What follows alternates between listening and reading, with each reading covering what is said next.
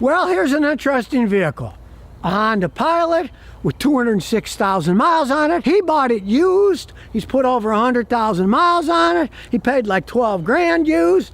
Not bad for 100-something thousand miles, and it's still going strong. What's the truth behind these vehicles? Are they worth buying? Are they junk? Well, you're going to find out. All right, the Pilot. Originally, they made these in Canada, but now they make them in Alabama. Now, he has done some modifications, and it's stuff that I agree with. As we go under the hood, which is kind of an odd place, but there we go. He had it set up so it turned off that cylinder deactivation system so it didn't burn oil. The problem with these Honda engines is because of their tight tolerances. When you have variable cylinder deactivation, what happens is one piston side, that's hot, you deactivate it, that's cold, another one's hot. The expansion and contraction of the metal would make the actual pistons and the block itself, instead of being perfectly round, it would make it more oval shape so that it was no longer sealing right and they would burn oil. He was smart. He had that deactivated, so it's not burning any oil. I do advise people to do it with these engines. Some engines, it doesn't affect it as much, but these are aluminum and they're tight tolerances, and that difference in temperature equalization is hot, cold, when they all should be hot, does affect it. So I do advise turn it off. It still has a timing belt, and the brand new ones with this V6 engine also have rubber timing belts. Honda just didn't want to go into the 21st century. I don't know. I guess they're only planning on building them so long, they don't want to redesign it all. But come on now, you know, everyone else has used timing chains that can last forever, and even though these run good, if those belts break, they're interference engines. Pistons hit the valves, boom, there goes the engine. He's had a timing belt change, so he doesn't have to worry about it. It generally lasts well over 100,000 miles. It's just kind of an annoyance that Honda kept such an old design because they're too cheap to put timing chains in them and redesign the whole thing. Maybe they're thinking electric cars and then they won't make these anymore, but really, Honda, join the 21st century. Put timing chains in your V6 engines, you know? Hey, let's face the facts. You got timing chains in your 4-cylinder engines, why don't you put them in the V6s too? Now, the owner of this also has a Yukon. He still has it, but the Yukon kept falling apart on him, so he thought he'd get something more reliable, so he bought this Honda Pilot. He's got 100-something thousand miles he's put on it, and he only paid 12 grand for it, so he's certainly getting his money worth out of it. Now, he says it's not the perfect vehicle, but yeah, it served him pretty well. As of this year, the paint's starting to chip off. Here we go. The paint indeed is coming off because, you know, this is one of the early jobs. They started using that water-based primer crap, and so the paint's starting to come off. Hey, the plating on the alloy wheels, it looks kind of crappy. But considering that it lives on the East Coast, hey, all the salt they use in the winter. Now, he has had to replace the ball joints on it twice, because he originally replaced them, and he had them replaced with Moog.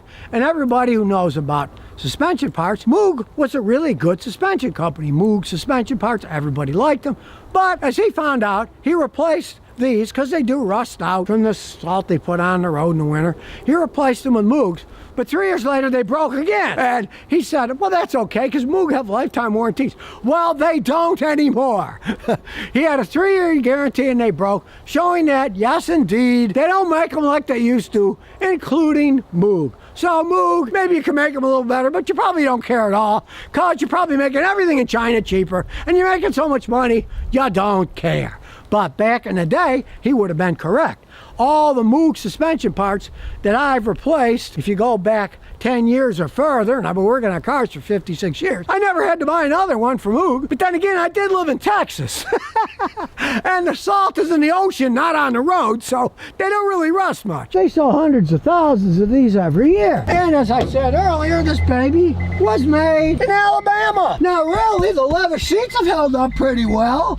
He's a big man, and he squashed them down a little here, but they're not torn. And the back seats are in primo condition. And there's a lot of room in the back when you fold those back seats in. He's got these nice Motor Trend rubber covers, and there's the seats. They come up. And there's a reasonable amount of room for the seats when they pop up. And as we look inside, it's got a DVD CD player, you know. There's a DVD, there's a CD player, AM, FM, but it still has USB aux stuff on it. Hasn't worn out yet, a lot of space in there. And it's even got this little Rolodex type thing. You can put more crap in there too. So, we'll hook up our Autel here. Older vehicle, this Autel is fast. It's already read it. We'll do standalone diagnosis. Pilot 2012, okay. Older car, this Autel is pretty good. It will do a topology, all the CAN systems, so here we go. And what's going through them? Got a nice setup. Tach to the side, fuel temperature gauge, speedometer right in the middle, little warning system here, nice dash unit. And it's got the map and everything on it. I personally use a phone.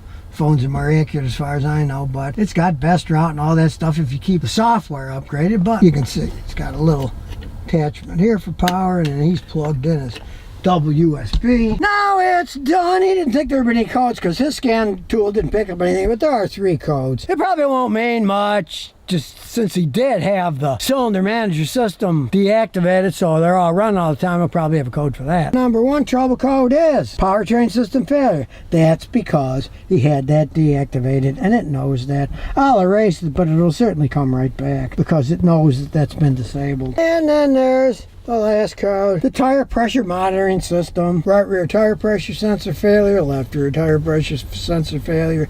They get all the batteries wear out. Who wants to spend money on that stuff? We'll erase it, but that one most certainly will come back. But now we'll start the car and we will check out the main information. So we'll go to PCM, get that data. We'll go to live data and we'll start analyzing that. Remember, black is good, red is bad. Fuel ratio is pretty good. 1 is perfect, that's perfect. A little bit over, a little bit under.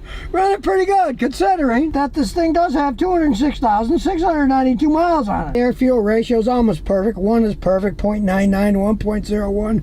Pretty close to perfect for a car. It's got this many miles on it. It's a Honda. You can see the misfire, 000. 654321000, running perfectly. So here we go, and it's got a backup camera. It's an older car, so it's not particularly well pixelated, or the color doesn't work all that good, but you get a pretty good idea where you're going when you're backing up. Hey, it's high, and since it's so big, it won't be too bad on these horrendous Rhode Island roads. Like, you could feel we're going over it, but it's a very smooth ride. It's not like a regular Honda that's a lot tighter. These have a much cushier ride, which is one of the reasons that people like buying them. Realize this is just like a brother of an Acura MDX. It's the same basic platform. You know the time of the day, you can't miss it there. The horrible intersection, but nobody's coming. Here we go. Once it gets going, transmission shifts like a dream. Hey, it's still going smooth. 200-something thousand miles. And here comes an ambulance. So we better get over to the other side. Not much of an ambulance. He's going like a turtle. He's not even catching up to us. Well, I guess these days, if you're in a hurry, you're better off driving yourself. Here comes the ambulance. So we'll go over here. Still a very smooth vehicle. And really, for its size, he get 22 miles a gallon. Yeah, not the greatest, but it's a big, heavy vehicle. He also has a Yukon, which gets 15 to 17 on a highway and much worse in town. And unlike this dependable Honda, it's not that dependable. That's why he bought the Honda. He kept it because he can tow stuff with it, but hey, the Honda's much more reliable. So there you have it, a Honda Pilot, 206,000 miles. Still runs like a top. Sure, it's not perfect, but to me it's like the perfect old work SUV. Man, his wife had to thank me for letting him bring it over here because she forced him to clean it out. I suppose it was a gigantic mess before he bought it here. You did see under that Rolodex, there's still a bunch of crap hiding in there. But, hey, a great work SUV still. Who knows how long it'll last? It's a Honda. And now it still shifts good. The engine runs fine. But he did disable the cylinder deactivation. And if you do get one of these, my advice is do the same thing he did. Get it deactivated. Then you won't warp the internals of the engine, and you won't have any problem with them burning oil. If you hadn't deactivated that, I've never seen one of these with 200-something thousand that didn't burn oil if they left that system in.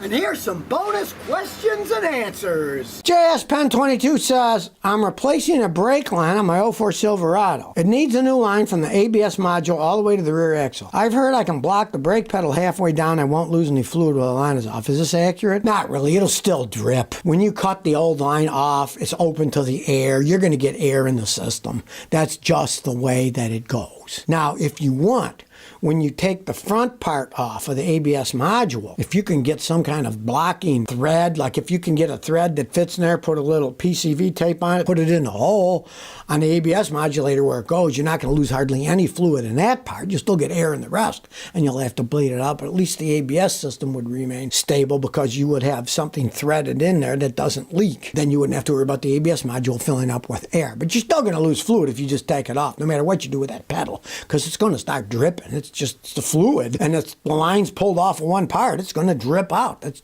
what gravity does.